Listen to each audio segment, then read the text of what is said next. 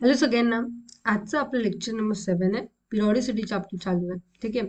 यामध्ये आज जो आपण टॉपिक डिस्कस करणार आहोत तो आहे इनट पेअर इफेक्ट. ठीक आहे. आता यासाठी आपण एक्झाम्पल घेऊन प्रॉपर ठीक आहे समजून घेऊया. सपोज आपण डिस्कस करणार आहोत ग्रुप 13, ग्रुप 14 आणि ग्रुप 15. ठीक आहे. यामध्ये काय काय असते? Boron, aluminium, gallium, indium, thallium. मग काय कार्बन, सिलिकॉन, जर्मेनियम, टीन आणि lead. Group 15 nitrogen, phosphorus, arsenic, anti bismuth. ठीक आहे. एवढे एलिमेंट असतात. बरोबर. आपल्याला एवढं माहिती आहे की ग्रुप 13 आहे, हा 14 आहे आणि हा 15th ग्रुप आहे. ठीक आहे. आता यामध्ये जर आपल्याला पाहायचं असेल की मॅक्झिमम ऑक्सिडेशन स्टेट किती असणार आहे, तर आपण कसं काढतो? इथे लिहून घेऊ आपण. एखाद्या ग्रुपचं जर आपल्याला मॅक्झिमम ऑक्सिडेशन स्टेट काढायचं असेल, मॅक्झिमम ऑक्सिडेशन स्टेट, तर काय असते? मॅक्झिमम ऑक्सिडेशन स्टेट म्हणजे number of valence electron. Number of valence electron. ठीक आहे. जितके नंबर ऑफ व्हॅलेन्स इलेक्ट्रॉन असतील तितका त्यांचा काय असणार आहे? मॅक्झिमम ऑक्सिडेशन स्टेट असेल. ठीक आहे. आता नंबर ऑफ व्हॅलेन्स इलेक्ट्रॉन कसे कळतात? तर number of valence electron, number of valence electron is equal to असते ग्रुप नंबर. जितका ग्रुप नंबर असेल -10 करायचं, तर आपल्याला व्हॅलेन्स इलेक्ट्रॉन मिळेल. व्हॅलेन्स इलेक्ट्रॉन मिळालं तर मॅक्झिमम ऑक्सिडेशन स्टेट मिळेल. सो आता आपण इथे मॅक्झिमम ऑक्सिडेशन बघू की काय असायला पाहिजे. हे काय आहे? ग्रुप 13 आहे, हा ग्रुप 14 आणि हा ग्रुप 15. तर याच्या अकॉर्डिंग व्हॅलेन्स इलेक्ट्रॉन किती असतात? ग्रुप -10. तर 13 - 10 किती होऊन जाईल? 3. आणि 3 म्हणजे काय असेल? ते मॅक्झिमम ऑक्सिडेशन स्टेट असेल. सो याचं असते 3. बरोबर. कार्बन 14 आहे हा. बरोबर. हा काय 14 ग्रुप आहे. 14 - 10 किती? 4. तर याचा मॅक्झिमम ऑक्सिडेशन स्टेट काय असणार आहे? 4. आणि 15 आहे म्हणजे याचं मॅक्झिमम ऑक्सिडेशन असणार आहे 5. बरोबर. आता मॅक्झिमम ऑक्सिडेशन स्टेट समजलं आपल्याला. आता काय होते? जसं आपण इथे बघतो, ठीक आहे, हा ग्रुप 13 आहे. याचा अर्थ काय की याचा मॅक्झिमम ऑक्सिडेशन स्टेट +3 आहे. तर सगळ्यांचंच +3 असेल. ठीक आहे. कारण ह्या स्टेटमध्ये ते काय होतात? स्टेबल असतात. ठीक आहे. पण इथे काय असते ना की सगळ्यांमध्ये आपल्याला +3 ऑक्सिडेशन स्टेट पाहायला मिळते. ठीक आहे. इथे सगळीकडे +3, इथे +4, +5. प्रॉब्लेम कुठे येते? प्रॉब्लेम येते आपला लास्ट वाले जे एलिमेंट आहेत ना ते. हे जे एलिमेंट असतात ते +3 ऑक्सिडेशन स्टेटमध्ये स्टेबल नसतात. हे असतात स्टेबल +1, +2, +3. म्हणजे किती किती काय चेंज होत आहे? ते इथे 2 इलेक्ट्रॉन जे आहेत प्रत्येकामध्ये 3 होतं, तर 3 मधून आपण काय केलं? 2 मायनस केलं, तर आपल्याला 1 मिळालं. इथे काय होतं? 4 होतं, 4 - 2 केलं तर 2 मिळालं. आणि 5 - 3 केलं, सॉरी 5 - 2 केलं तर आपल्याला 3 मिळालं. म्हणजे 2 इलेक्ट्रॉन जे आहेत ते कुठेतरी गायब झाले लास्टमध्ये. बरोबर. 2 इलेक्ट्रॉनची गॅप आपल्याला पाहायला मिळत आहे.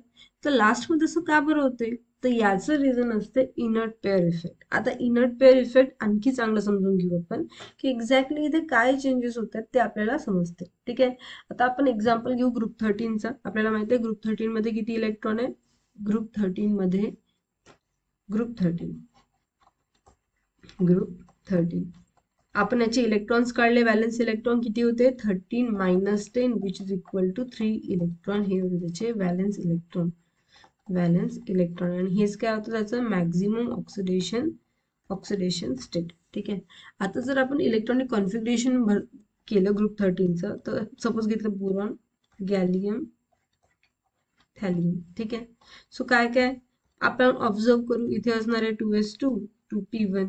इथे असेल 4s2, 3d10 आणि 4p1. एक्सेप्शन इथे असते. काय इथे 6s2 आहे, 4f14 आहे, 5d10 आहे आणि 6p1 आहे. आपल्याला माहिती आहे पण जेव्हा आपल्याला हे माहिती असते की जेव्हा आपण इलेक्ट्रॉन फिल करतो ना, ठीक आहे, तर इथे काय असतं? आपलं न्यूक्लियस असते, मग शेल असतात. बरोबर. मग काय असतं? शेल असतात. जर आपण यांचं ऑब्झर्व केलं तर काय असणार आहे? पहिले 4f येईल, मग 5d येईल. बरोबर. मग आपला येईल 6s आणि मग येईल आपला 6p. बरोबर. आता यामध्ये आपल्याला हे माहिती आहे की एफ जो असते सबशेल किंवा डी सबशेल जे असतात यांचं पुअर शिल्डिंग होते. काय होतं यांचं पुअर शिल्डिंग. आपण अगोदरच्या व्हिडिओमध्ये हे पुअर शिल्डिंग इफेक्ट वगैरे सगळं बघितलंय. ठीक आहे. का बरं पुअर शिल्डिंग होते? कारण यांचं स्ट्रक्चर जे आहे ते कॉम्प्लेक्स, ठीक आहे, कॉम्प्लेक्स स्ट्रक्चर आहे. त्यामुळे न्यूक्लियस जो आहे त्यांचं कॉम्प्लेक्स स्ट्रक्चर असल्यामुळे लास्ट इलेक्ट्रॉन जो आहे तो इझिली आपल्याकडे अट्रॅक्ट करू शकतो. ठीक आहे. कारण इथे पुअर शिल्डिंग होते.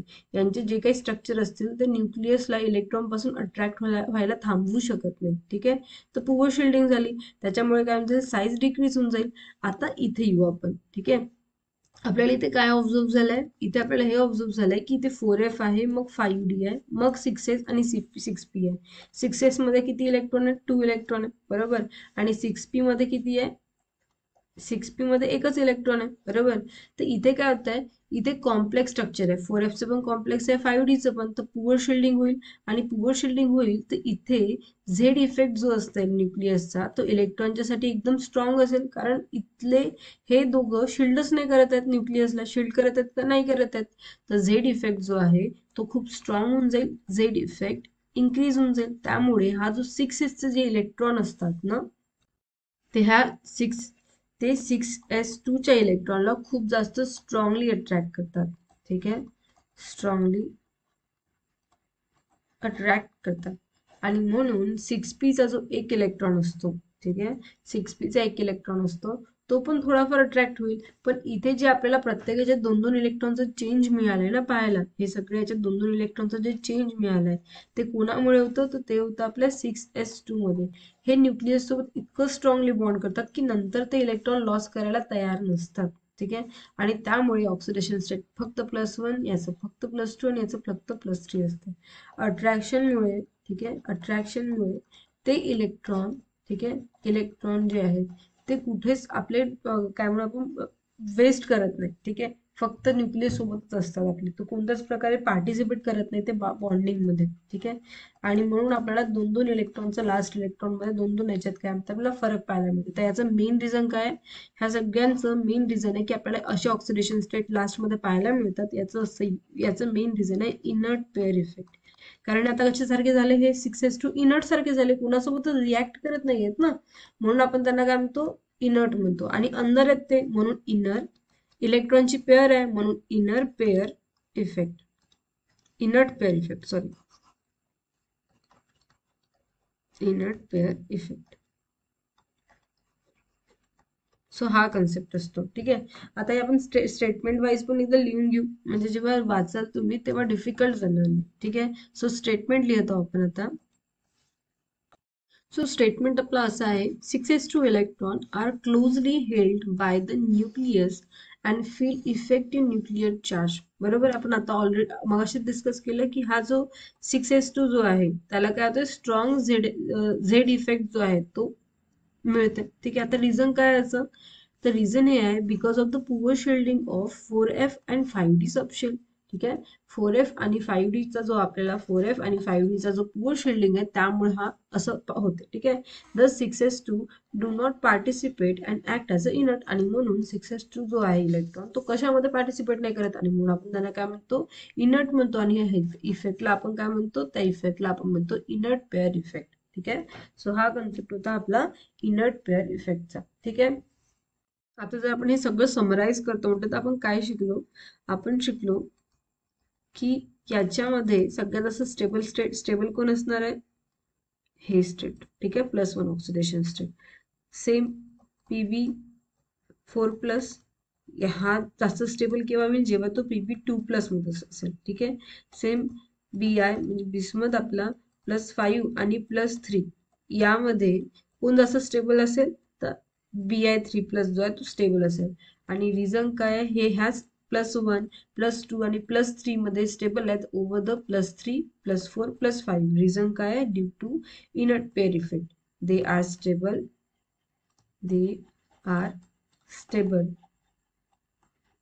Due to inert pair effect. बरोबर. Inert pair effect. आता त्याचं ऍप्लिकेशन बघू आपण. ठीक आहे. इनर्ट पेअर इफेक्टचे आपण काय बघणार आहोत? ऍप्लिकेशन बघणार आहोत.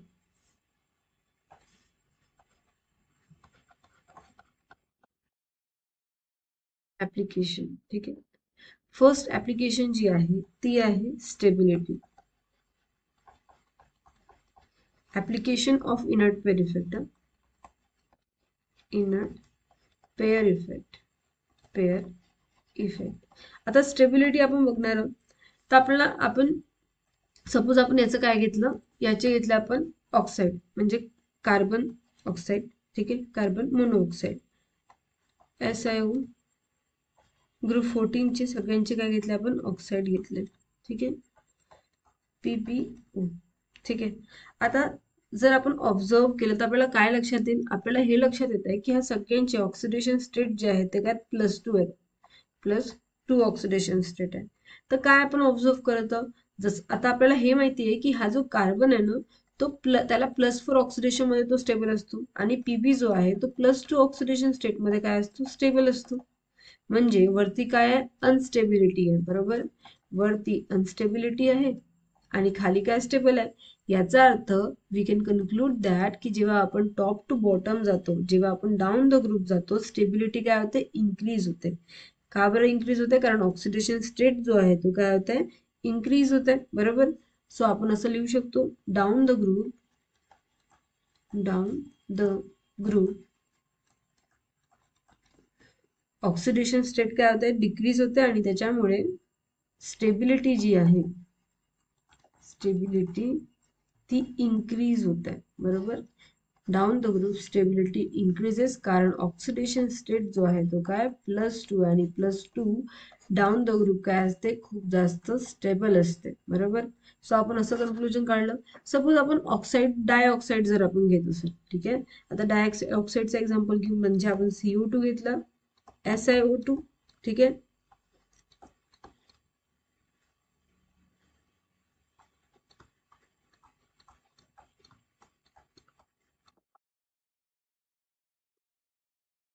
ठीक आहे, डायऑक्साईड घेतलं. आता आपल्या लक्षात येईल की हा जो कार्बन आहे, ठीक आहे, याचा ऑक्सिडेशन स्टेट +4 आहे आणि याचं काय PB4चं पण ऑक्सिडेशन स्टेट +4 आहे, पण तो +4 मध्ये तर स्टेबल नाही राहत, त्याला लागते +2.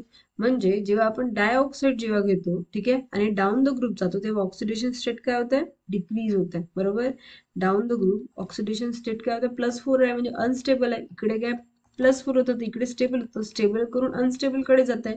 म्हणजे स्टेबिलिटी काय होत आहे, डिक्रीज होत आहे. सो डाऊन द ग्रुप,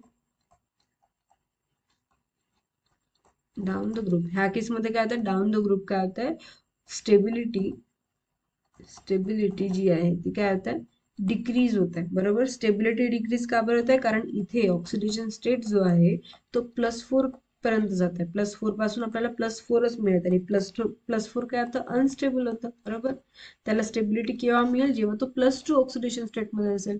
तर हे कोणती केस आहे आपली, डायऑक्साईडची. ठीक आहे, आपण डायऑक्साईड जेव्हा घेतो तेव्हा, आणि मोनोऑक्साईड मध्ये काय होते, down the group stability increase होते. ठीक आहे, कारण +2 ऑक्सिडेशन स्टेट जास्त स्टेबल. बरोबर, आता सपोज आपण आणखी एक एक्झाम्पल जर डिस्कस करतो म्हटलं, ठीक आहे,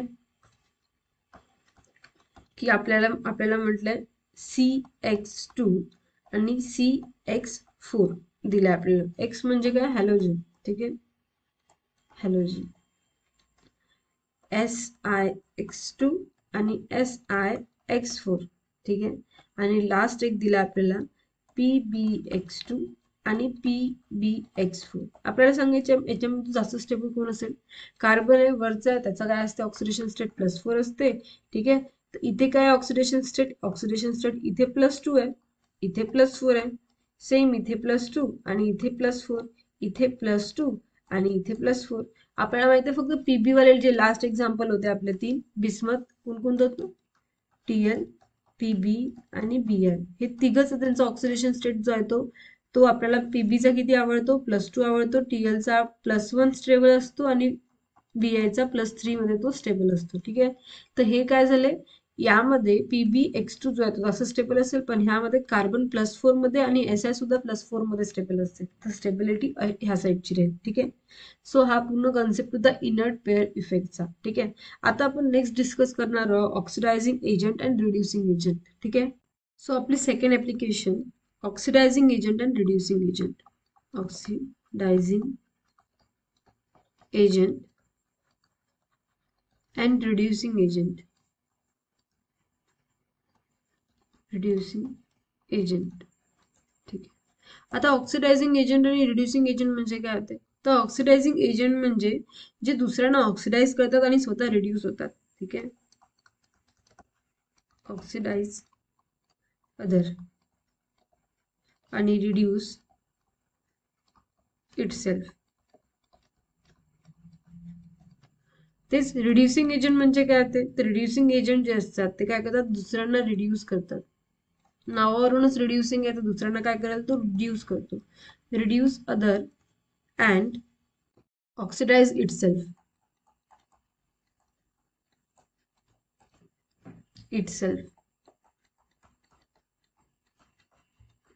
ठीक आहे. तर हे काय झालं? कॉन्सेप्ट झाला रिड्युसिंग एजंटचा आणि ऑक्सिडायझिंग एजंट.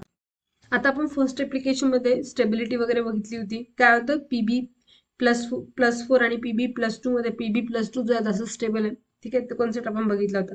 सपोज आपण म्हटलं PB+4 आहे आपल्याकडे, PB+4 आहे. ठीक आहे. अनस्टेबल आहे. तो काय होईल? PB+2 मध्ये कन्वर्ट होऊन जाईल. ठीक आहे. +2 मध्ये कन्वर्ट झालं. तर एक्झॅक्टली इथे काय झालं? तर इथे आपल्याला हे पाहायला मिळालं की PB+4 जो आहे त्यांनी 2 इलेक्ट्रॉन गेन केले आणि गेन ऑफ इलेक्ट्रॉन म्हणजे रिडक्शन. म्हणजे इथे काय झालं?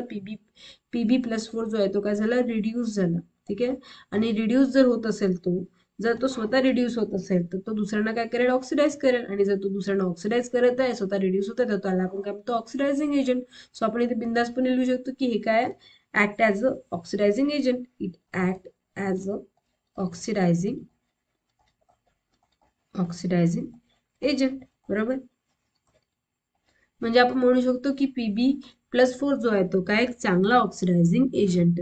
ठीक आहे. सो अशा कन्सेप्टवरून काय होतं? आपण सांगू शकतो की ऑक्सिडायझिंग एजंट कोण आहे. ठीक आहे. जस्ट एक्झाम्पल होता आणि ऍप्लिकेशन होतं बेसिकली की हे जे +4 ऑक्सिडेशन स्टेटमध्ये असतात ते कशासारखे बिहेव करतात? ॲज अ ऑक्सिडायझिंग एजंट सारखे. ठीक आहे. आता थर्ड ऍप्लिकेशन डिस्कस करू आपण.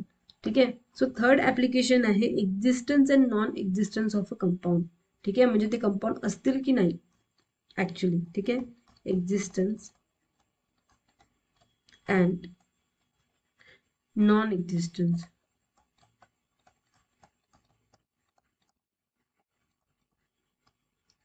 Of compound.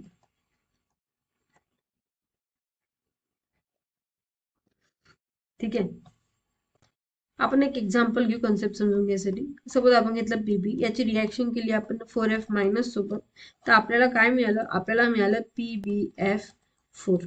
ठीक आहे. हे मिळालं. आता जर बघितलं ऑक्सिडेशन स्टेट, तर PBची ऑक्सिडेशन स्टेट काय? +4 आहे. आणि तरी तो काय करत आहे? एक्झिस्ट करत आहे. आणि आपल्याला काय माहिती? आपल्याला मग अशी जी स्टडी केली त्यांच्या अकॉर्डिंग PB+4 जो आहे तो काय? अनस्टेबल स्टेटमध्ये आहे. PB4 जो आहे +4 तो अनस्टेबल मध्ये आहे. तर इथे पण तो अनस्टेबल असायला पाहिजे होता. बट ऍक्च्युली हे असते की F- ची इतकी जास्त स्ट्रॉंग, हा इतका जास्त स्ट्रॉंग ऑक्सिडायझिंग एजंट असतो, स्ट्रॉंग ऑक्सिडायझिंग एजंट असतो की तो याला इथे काय +2 ऑक्सिडेशन स्टेटमध्ये येतो, तर याला काय करतो? तो इझिली +4 मध्ये करतो, कन्वर्ट करतो. इथे काय झालं? PB+2 जो आहे तो PB+4 मध्ये कन्वर्ट झाला. बरोबर. आणि त्या फॉर्म मध्ये तरी तो काय करत आहे? एक्झिस्ट करत आहे. का बरं? कारण F- जो आहे तो खूप जास्त स्ट्रॉंग ऑक्सिडायझिंग एजंट आहे. तर त्याची पॉवर जी आहे, त्याची पॉवर इतकी जास्त स्ट्रॉंग आहे की तो अशा अनस्टेबल फॉर्म मध्ये असताना सुद्धा काय करतो? एक्झिस्ट करतो. पण हे फक्त त्याच्याच पुरतं आहे. म्हणजे आपण सपोज म्हटलं की मग फ्लोरीन मध्ये होत आहे, तर बाकीचे पण म्हणजे PbCl4 साठी पण होईल. तर PbCl4 साठी असं होत नाही. काय होतं ऍक्च्युली? जेव्हा आपण PB घेतो, ठीक आहे, आणि याची रिॲक्शन जेव्हा आपण 4Cl- सोबत करतो, तर इथे काय होते? पहिले तर ते PbCl4 मध्ये कन्वर्ट होतात, पण room temperature, normal room temperature मध्ये सुद्धा, रूम टेम्परेचर मध्ये ते काय होतात? PbCl2 प्लस Cl2 मध्येच कन्वर्ट होतात. म्हणजे इथे ऑक्सिडेशन स्टेट +2च असते. तर आपण असं म्हणू शकतो की तो फक्त Fच्या वेळेसच काय असतो? एक्झिस्ट करतो. बाकीच्या वेळेस त्याची स्टेबिलिटी बेसिकली काय होते? डिक्रीज होते. तर एक्झिस्टन्स आणि नॉन एक्झिस्टन्स कशावर डिपेंड असते? स्टेबिलिटीवर डिपेंड असते. म्हणजे ओव्हरऑल तो कन्सेप्टच काय झाला? तो कन्सेप्ट झाला आपला एक्झिस्टन्सचा. ठीक आहे. सॉरी, स्टेबिलिटीचा. आता हे कळलं आपल्याला. आता हे तरी PbCl4 तरी थोड्या वेळाने चेंज होते रूम टेम्परेचरवर, पण बाकीचे जे दोन असतात म्हणजे कोणतं? आपलं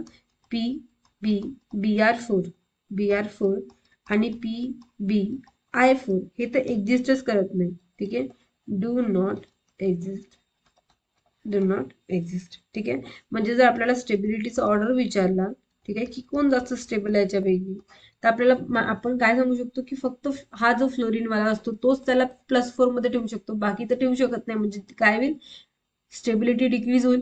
ठीक आहे, आपण लिहू इथे. ठीक आहे, काय असणार आहे, सगळ्यात जास्त स्टेबल असेल PbI4, बरोबर, PbF4, मग याच्या थोडा कमी असेल PbCl4, मग असेल आपला PbR4, PbBr4, आणि मग असेल आपला PbI4.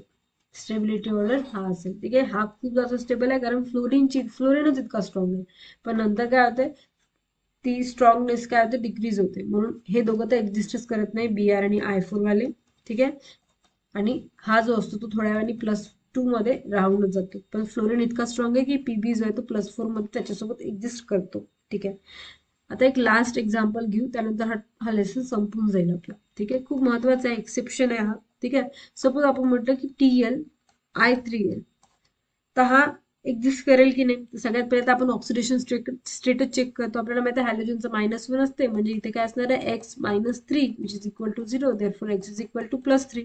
तर आपण म्हणू की अरे हा तर +3 मध्ये आहे, आणि +3 मध्ये तो अनस्टेबल असतो, बरोबर. त्याला तो केव्हा स्टेबल होईल, जेव्हा त्याला +1 ऑक्सिडेशन स्टेट मिळेल, बरोबर. तर इथे आपण काय म्हणू, हा तर एक्झिस्टच नाही करत, आपल्याला असं म्हणायला पाहिजे. पण ऍक्च्युली असं काही होत नाही.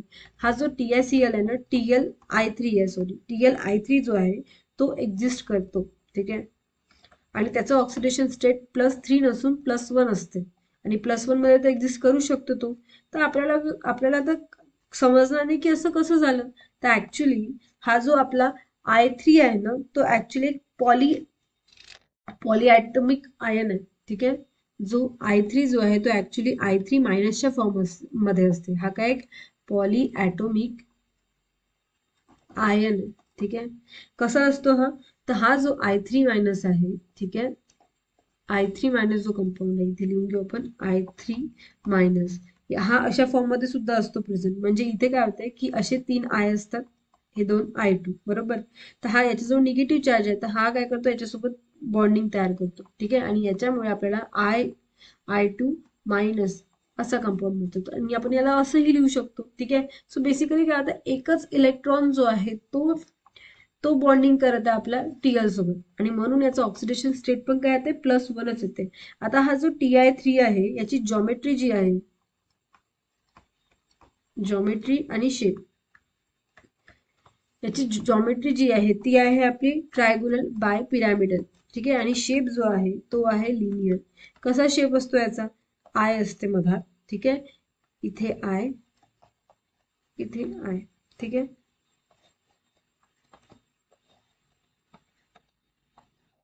ठीक आहे, सो हा काय झाला, आपला लिनियर स्ट्रक्चर झाला.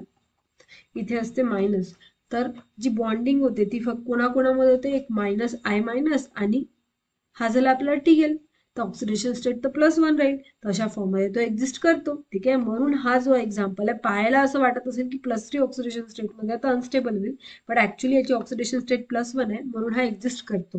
ठीक आहे, हा कन्सेप्ट होता. सो आपण ओव्हरऑल कम्प्लीट केलाय पूर्ण पिरियॉडिक टेबल. ठीक आहे, जर डाऊट असतील तर प्लीज कमेंट सेक्शन मध्ये लिहा. जर व्हिडिओ आवडला असेल तर लाईक सबस्क्राईब करा. ठीक आहे, थँक्यू.